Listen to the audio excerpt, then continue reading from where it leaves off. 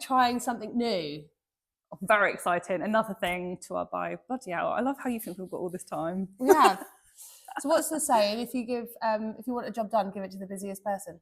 Yeah. Hello. Because we just get shit done. Beauty Business Unfiltered. Do you like the name?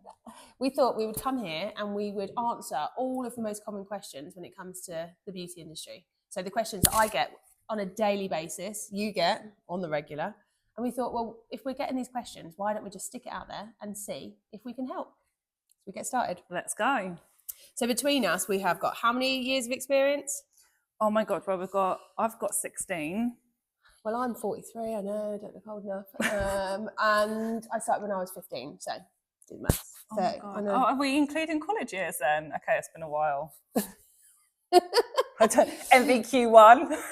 So between us, we've got salons, beauty salons, franchise, products, our own products, lashes and waxing, academies, training, coaching, mentoring, and podcasts.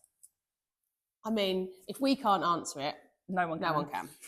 So I have got loads of questions that I've been writing down. I feel like you're outside. Do you want to come in a little bit? Yeah, okay. Cozy up. There we go. Oh, look at that. So I feel like I've got loads of questions. Okay. Right? So should I just read the questions and then we'll both see if we can answer them? Yes. Okay. How much will I earn as a salon owner? Oh, how long's a piece of string? So salon owner, it depends how far in you are, isn't it? So in the first 6 months, I earn a big fat 0. Oh, first 2 years, I'd say I earned 0. Oh, really? Yeah, I was young though and naive. But yeah, 2 years it took me to take a wage. I paid myself £1,000 a month from 6 months to a year. That's good. Well, I know. And I had enough money when I first set up Mooeys to pay myself, like all my bills, like my loan. I had a car loan. I think I had a loan to set up the business as well. And I paid myself nothing for 6 months and I'd saved that to have that covered. And then after that, it was £1,000. And I remember all of my staff were getting paid more. And I was paying myself £1,000. And I was like, I remember when my staff used to get tips. This is really bad, right? I wasn't getting paid. They were getting paid. My staff used to get tips. I remember this one man used to come in for a massage and then give a £20 tip at the end to the girl. And I used to feel really sad. That obviously happy for her. Like, don't get me wrong. Like, that's amazing. But I was literally on nothing. My dad used to give me £40 a week to like get my lunch and stuff. And I go, this £20 is half of that. Like, I was like, oh, when am I going to start earning money from this business? Yeah. Like, it was really hard. But then it made my whole fortune. Like, I bought my house from my salon. And you don't realise, but you have to be prepared to hustle. Don't think you're going to open a salon and that's it. You're going to be earning absolute loads of money straight away, especially if you've got a team. If you are a solo therapist or a solopreneur, then maybe it's different because the money just goes into your pocket. But if you are running a bricks and mortar business with team, it doesn't always work out that way. Yeah. And I always do say, like, what wage would you like to earn? And then make that a bill. Like, because we see our income as not as a bill, where if it's a bill, I guarantee you pay it. Yeah. So just change your thinking around. What's that book? Profit First, isn't it? Love it. Yeah. Bang on about Profit First. Yeah, Profit First is a really good book. And then once you're more established, then you can start paying yourself a salary if you want, or you take dividends. But what people don't realise is you can't take dividends until you are cumulatively profitable. Yes. So that means all the money it costs you to set up, you then have to be in profit for your year-to-date position, for your, not year-to-date, what's it called? Your entire business-to-date position, cumulatively profitable. So we keep reinvesting our profit, so therefore we can't take dividends. So I've had to pay myself a salary. Yeah. And one of my companies, I would pay myself all dividends. On the salon, I pay myself salary. Yeah. There was times where I was paying dividends pre-COVID, but not since COVID. It's all salary. Yeah. So it just depends reinvest on all the how time. you're set up. Yeah. And what you want as well. Like, are you in it for the long game? Are you in it to make money quickly? Or are you in it for the long game to build a brand and a big empire? Because the longer it is, you're probably going to want to reinvest as much as possible. Definitely. Anything else? No, but I have got another story. Go on, Can you hear it? Yeah. So I remember I was paying myself, I don't know what it was, maybe £250 a week, because we do weekly payroll at the salon. You gave yourself a pay rise? So £250 a week. And I really wanted to buy a house and I had all of my deposit there from the salon, but I needed more income every month. And they told me what I would need. And I was like, I ain't going to be able to pay myself that. How am I going to do it? And they were like, unless you want this house, you're going to have to pay yourself it. So you gave yourself a pay rise? So I gave myself a pay rise. No, and I carried on taking it. And Oh, I just, did you? I just carried on taking it. I was like, oh, actually, I can afford to pay afford it. myself this. But because it was for me, Yeah. you feel that you can't, is my point. Yeah. Whereas I had to, there was no other way around it. You're going to have to pay this new bill, which is going into my pocket. And I ended up realising, actually, I can pay myself this and carried on in a good way. It does drive you a little bit more, doesn't it? And when I went on maternity leave, I actually carried on paying myself the same salary. Yeah, so I was able to top myself up on top of the maternity pay. That was quite good. Love that. Okay. So, next question. How do I deal with problematic staff members? Fire them.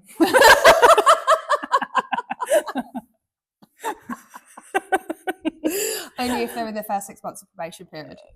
There's a way. There's a way. I think, I hate the saying give someone enough rope, but like, if you know that there's a problem, I think the most problematic for me is theft. I've had that a few times. I have, but not proven. But you've got proven.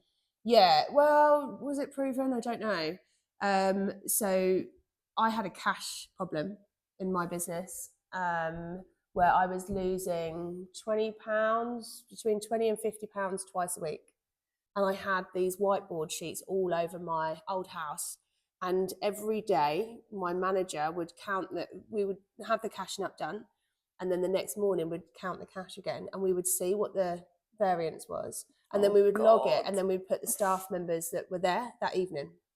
And then that morning, and it was the same 3 staff members that done the same shift, so I couldn't get to the bottom of it, but I knew who it was. And in the end, I managed to find another reason that we could let her go. So you managed her out? Yeah.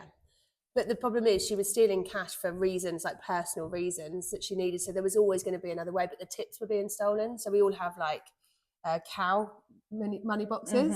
So that's like their initiation. They get their Moo name and they get a cow mini box. And it's like money box for their tips.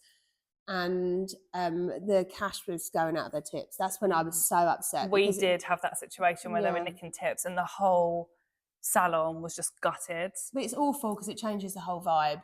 I think that also another problem is like sickness, isn't it? Managing sickness out of the business. But the key is to have really clear contracts and 6 months probation period, and always do your performance review, I would say, a month before the end of probation period.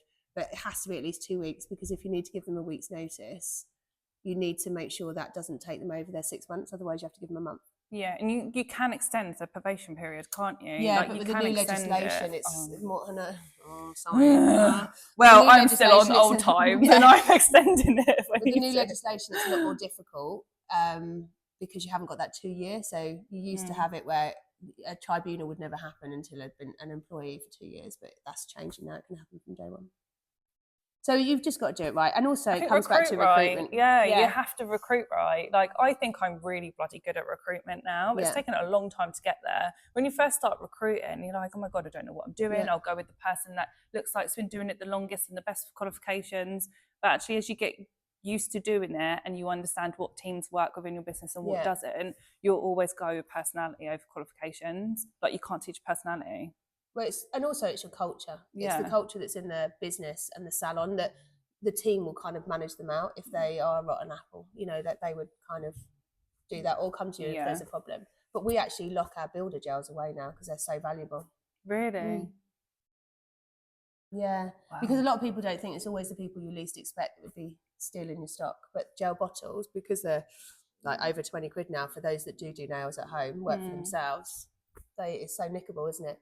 To make sure all your stock is on your systems as well. We've got so many people that I look after that actually have the systems, aka Forest, and then don't use the stock element on it, where it's like track all of your stock, because then you can see where it's going, who's taking it out, etc. So you can keep a close eye on it. Great advice. Okay, should we do one more? Yeah. Do I need to trademark my brand? Oh, of course you do. Oh my God, I love a story. I've got a story on this. So when I started the franchise, I obviously trademarked KG Salon, and then something happened within the franchise where we had to let go of the franchisee for one or another reasons. And it turned a little bit messy. I don't know if I'm allowed to say this. It's such a fucking open book. Leaky pipes. Oh God! Don't ask me. I won't tell you anything. Ask me something. I could tell you everything. Anyway, it didn't end very well. And all of a sudden, I got this letter through about how someone was trying to get the KG Salon trademark. Did you know this story? No. Yeah. So the old franchisee thought I wasn't clever enough to trademark KG Salon. So if it wasn't trademarked, they were going to take it and then try and shut me down. Why else would you try and take it? Well, it's so that they don't have to rebrand. Like, so yeah. So thank God for trademarking. If you haven't trademarked, you need to. Yes, you do. I had a trademark contested. The Mooskin one was contested by Mooeys. Oh, ours was Kurt Geiger. Is it? Yeah. Yeah. And there's somebody else that's being contested by L'Oreal. Like, it does happen. But we've got Mooeys, but there was a lady in Guildford that was called Moe. That was her nickname. And she was working from home, salon at home type thing.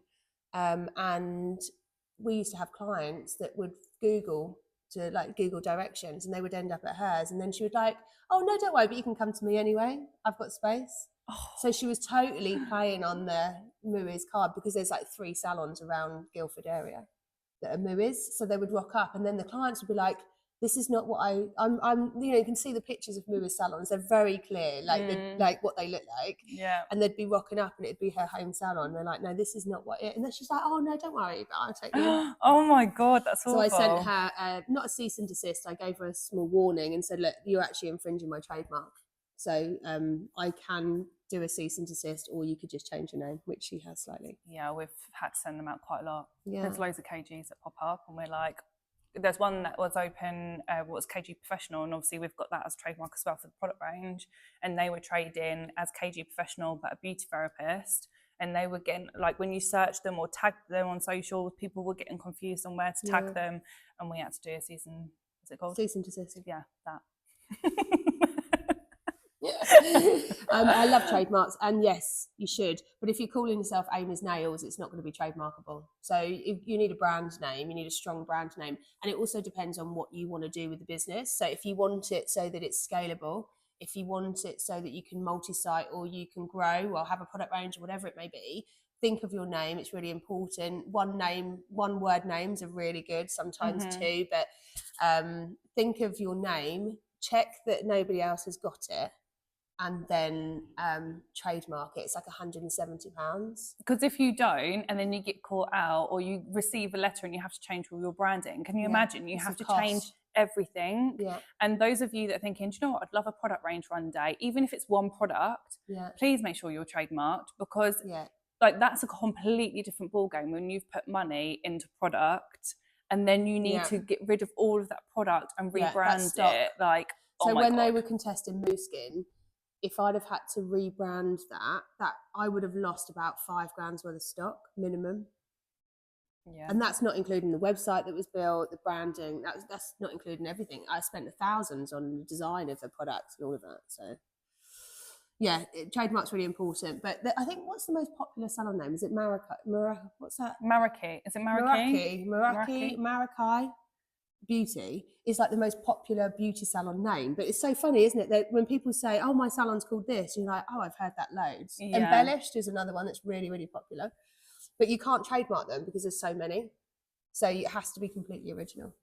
So go and do your research. And I used to be really scared to do trademarking. I used to pay £1,000 to a solicitor every single time, so I was so scared I was going to get it wrong. My God. I know, I've honestly. got 14 trademarks. Can you imagine how much that would have cost? The life of KG, I just done on my own. Well done. I know, like, I managed to do it without being scared. We had one of your masterminders that we made her do it the day that we were there, didn't we? We were like, do it. And she did. And she was like, actually, it's not that scary, but you should also trademark logos. Yes. So you can trademark the name, but also the logo itself. So I have like the series, which is the name, and you choose the category that your business operates in. So if you have your name, but you do want to go into products, then make sure you add the category, and it's £50 per category that you add in.